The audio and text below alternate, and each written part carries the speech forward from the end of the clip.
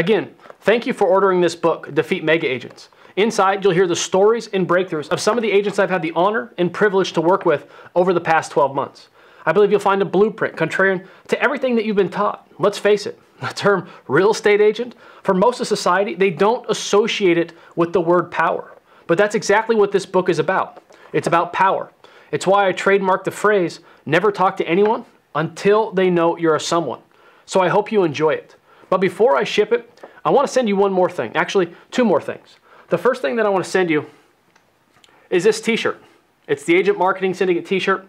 We have them on the website. They're about 12 bucks, but I want to send it to you for free. It's the same one that I'm wearing right here. Now, there's a second thing that I want to send you. Each month, I write a publication called Broken Industry.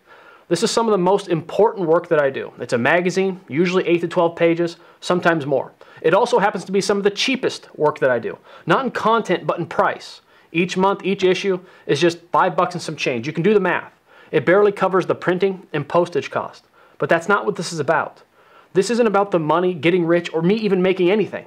This is about starting and then continuing to have the conversation that needs to be had. It's the conversation, seemingly, that no one has the guts for. We all know it's happening. Certainly you're not blind to it. We all know the integrity of this profession has been stripped from its foundation brick by brick, and that the fabric is being destroyed. It's not a secret to you that this industry is broken. You see it just as I do. And all the negative side effects of this reality, you're the one who feels that. You get up, you go to work on a daily basis, and you're not alone. You're rejected, brushed off, ignored by those you know you could help. And you can see it on people's face. When you tell people what you are, what you do for a living, because I've been there, I've experienced it 1,000 times over, the proof is in their expression. They recoil as if to say, I'm sorry.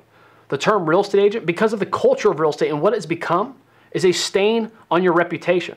Again, I don't have to tell you that the industry is broken, but the more fascinating part of this equation, this reality, why do more agents not see it?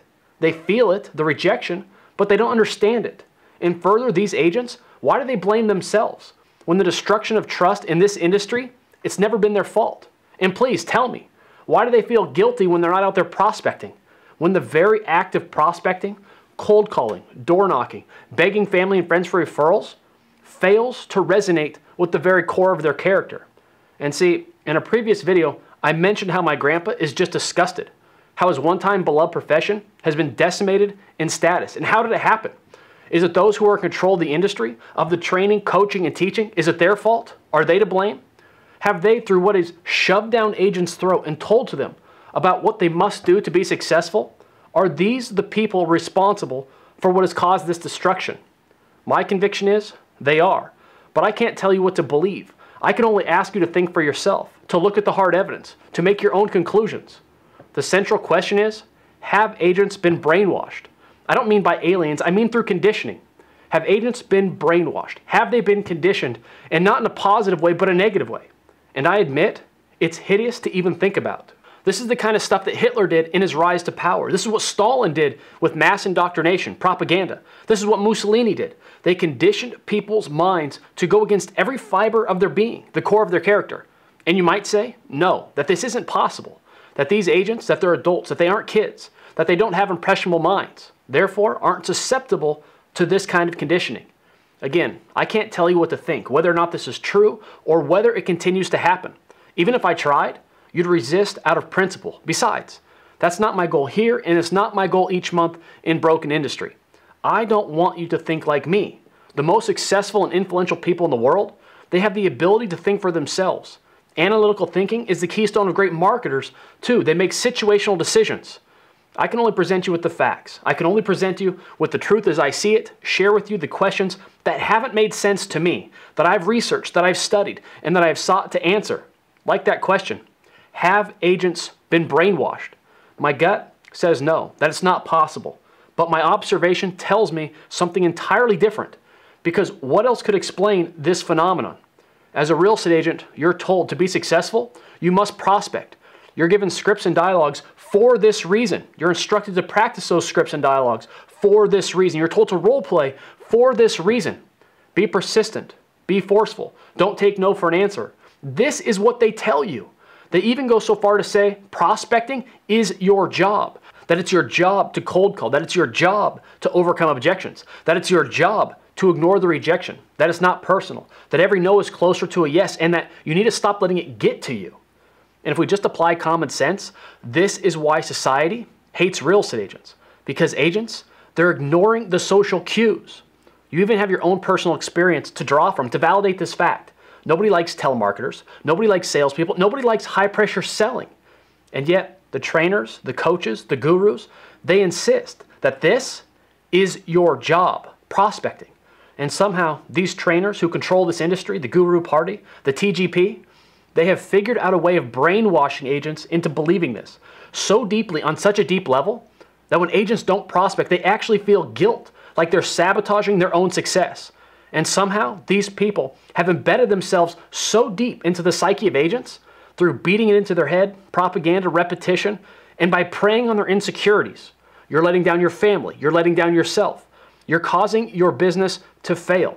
That these agents, and we're not just talking about one or two agents, but most, they actually feel guilt when they're not out there prospecting. They actually feel guilt when they're not out there cold calling. They actually feel guilt when they're not out there annoying people. They actually feel guilt when they're not out there doing to others, just to get business, what they hate having done to themselves. So please, tell me, explain it to me. Have agents been brainwashed? If nothing about prospecting is your job feels right to them, and if they didn't get into real estate to be a telemarketer, then why is it so many agents feel guilt, like they're sabotaging their own success, when they're not out there engaged in this hated activity? Why do so many agents tell themselves, I know I need to prospect more. I know I need to be more consistent in my prospecting. When prospecting itself, the very act, and all the negative side effects that come with it, fail to resonate with the core of their character.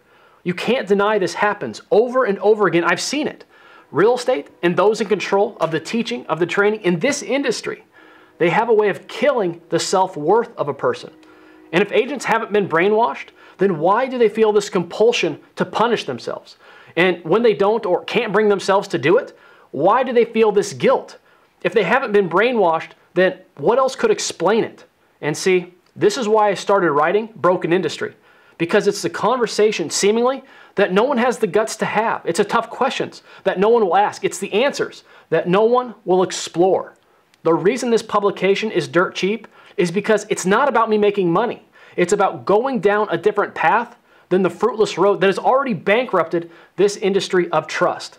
And it's not about listening to the TGP, the people who control this industry, that have pressured agents into the belief that to be successful, they must become someone who they're not, or worse, must do things that they don't feel good about. Call it a mission, you can call it a personal, you can call it whatever you want. But no publication, not in this industry, is more valuable than Broken Industry, because it's the only publication that exposes the filth, the disease, that has bankrupted this industry of trust. And it isn't you. You're not to blame. But the tactics you've been taught are making it worse, and they need to stop. Thanks for listening. And I hope you'll join me in this fight. Subscribe to Broken Industry, because it's the conversation that needs to be had. And frankly, they're counting on you not to have it. That's exactly how they've always won, because not enough agents are willing to stand up to ask the tough questions, much less to explore the ugly answers. But to take that path would lead only to more destruction, more rejection, more failure. After all, if you pretend it isn't broken, the industry that is, and why agents are hated, then you don't bear any of the burden of responsibility for having to fix it.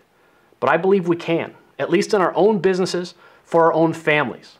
The reason I started writing Broken Industry is to provide the practical tools, the ideas that one would need to rebuild.